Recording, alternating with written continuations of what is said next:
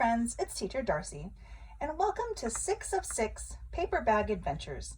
By now, you should only have a little bit left of your paper bag. Should be about this size. We're going to do some fun science experiments. These are best done in the kitchen because they're going to be a little messy and use some of your items from your kitchen. The first thing I've done is I've sectioned out a line down the middle, another line, and another line at the third marks. 1/3, 2/3. I've labeled them water, oil, butter, lemon juice, colorful water, and salt. Now I'm not going to do all these experiments for you. You could explore that on your own and let me know how it went. You can send your pictures through email or through Class Dojo. But I will do one with you.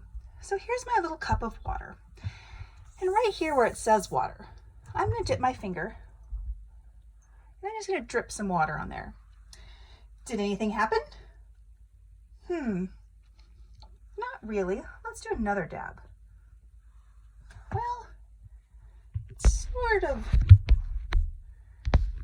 beating up a little bit. What happens if I take my finger and I smear the water around? Oh, look, the bag gets darker. See where it's dry? And here's where it's wet. What happens if I put more water on there?